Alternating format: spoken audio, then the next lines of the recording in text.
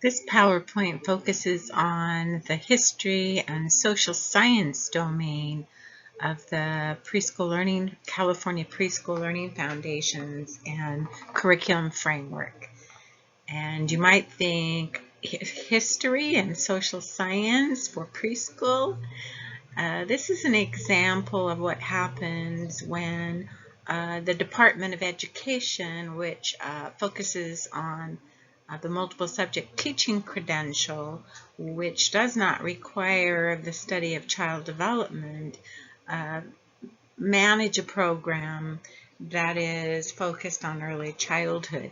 And so the field itself worked really diligently to advocate to make sure that these learning foundations and curriculum framework were appropriate for early childhood. And for the most part, it worked out well, but this was an area where we kind of had to step aside and give up the focus of this in order to get things that were more important. And so that's why this doesn't seem appropriate, but it lets us know how important it is for us to advocate for early childhood so that it doesn't get overpowered by the people with more power in the state, the education people who are not early childhood people. So Volume 3 is where you can find the history and social science domain. And so we want to first review what the learning foundations and curriculum framework are. The learning foundations tell us what? They're goal-like statements that describe what children typically learn and develop with optimal learning opportunities and support. So this is more of what we would view in early childhood as age appropriate, thinking about developmentally appropriate practices.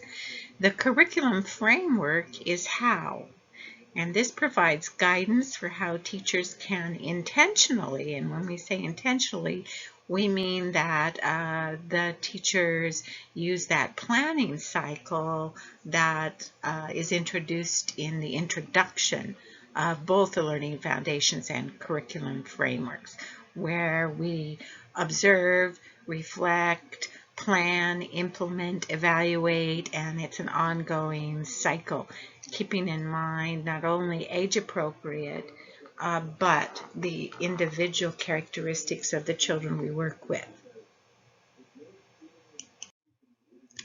So for the history and social science domain, there are many strands, and some of these strands don't make a lot of sense, but we put, when we think about early childhood, but I put the definitions to kind of help make it more understandable in our context.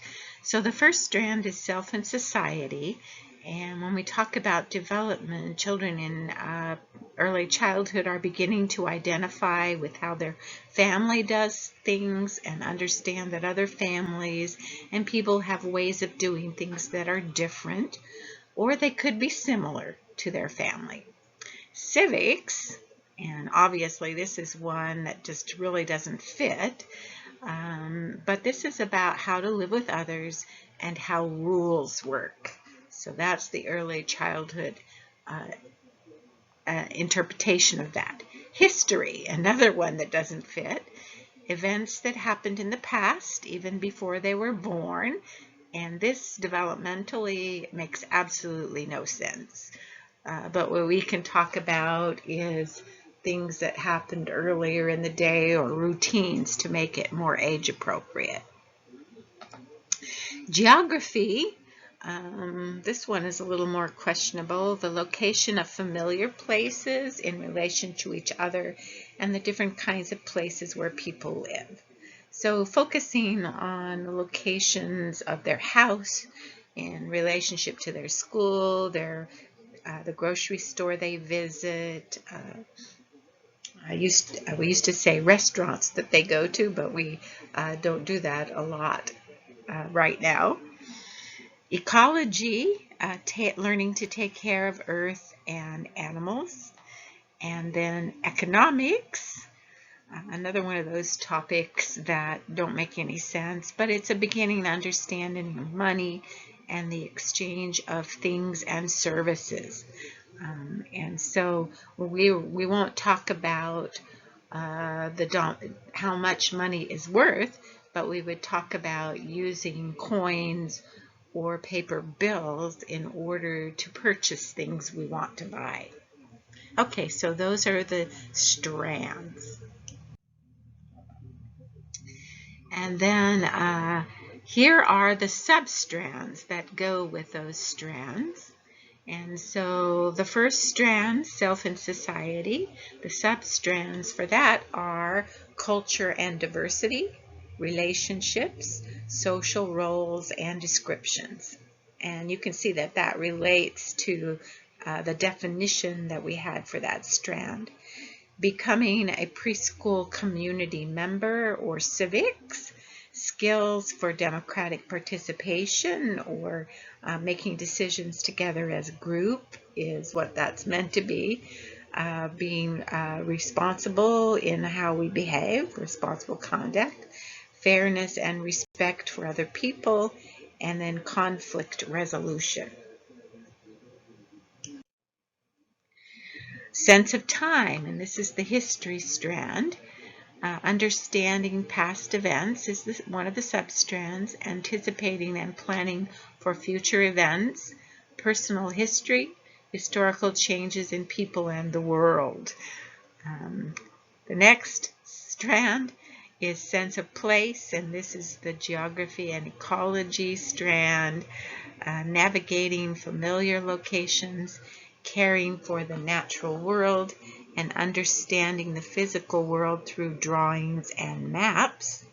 And then finally, the economics strand or the marketplace, and the substrand is called exchange. Okay, so those are the strands and substrands of the history and social science domain. So some guiding principles when we're looking at curriculum in this domain. We want to make sure that we build a cooperative, inclusive preschool community. We want to create activities that will actively engage children's social skills and understanding. We want to make sure that we affirm their home culture, experiences, and values and accept those.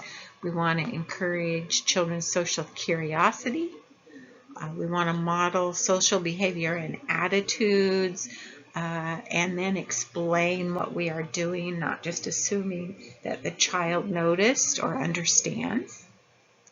Actively teach and practice the essential skills of democratic participation or being able to voice our preference and have that valued. Encourage children to incorporate their knowledge of adult roles and occupations in their dramatic play.